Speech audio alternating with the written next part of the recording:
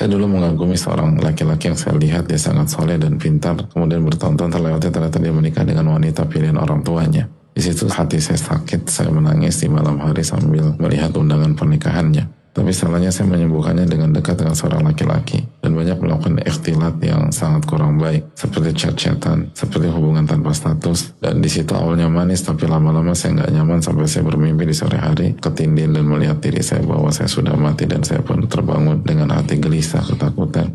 Saya takut, kemudian saya pun sholat dan terus bertobat. Kemudian saya kan sebelumnya bekerja di sebuah toko dan di sana pekerjaan saya melayani transaksi uang tunai. Tapi selama saya bekerja saya gelisah. Yang saya dapati tekanan dan orang-orang di sana semena-mena sama saya. Mereka menganggap remeh saya tanpa memikirkan hati saya.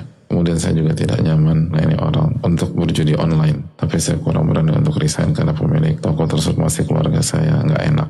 Akhirnya hidup saya lalui dengan tekanan, ketakutan hari-hari. Saya berdoa kepada Allah meminta petunjuk apa yang harus saya lakukan. Kemudian Allah sangat baik menjawab doa-doa saya. Kemudian saya masuk rumah sakit. Ternyata sakit GERD dan juga anxiety, 3 hari saya dirawat. Kemudian sekarang sudah sembuh dan baikan, tapi masih sering cemas dan saya memikirkan tentang kematian. Saya takut kalau saya mati saya tidak bawa amal apapun. Saya takut dosa-dosa saya begitu banyak. Pekerjaan dan hubungan tanpa status tersebut saya sudah tinggalkan, tapi ketakutan itu masih ada terselip. Bagaimana caranya agar hati saya kembali tenang menjalani ketaatan?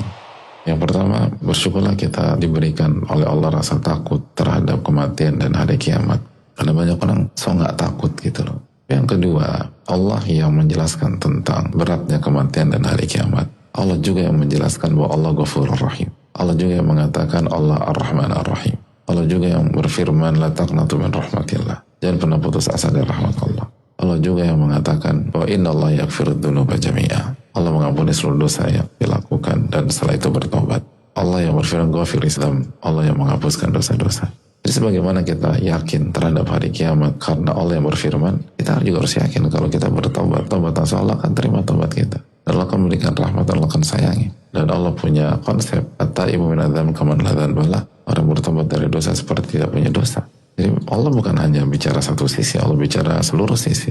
Dan hubungan tanpa status yang sudah diputus, di-cut, dihentikan, lalu ditutup dengan tobat, selesai. Banyak istighfar dan tobat kepada Rabbul Alamin. Lalu yang berikutnya, tinggalkan pekerjaan yang haram. Walaupun masih ada hubungan baik dan keluarga, tinggalkan dan nasihati. Oh, ini tidak boleh, ini haram. Dengan cara yang bijak, cara yang hikmah. Itu cara kita mendukung keluarga kita sendiri. Jadi tugas penanya sederhana, yakin kepada rahmat Allah SWT, lalu bertobat-tobat dan aswa, lalu tinggalkan yang haram. Maka insya Allah kondisi akan jauh lebih baik.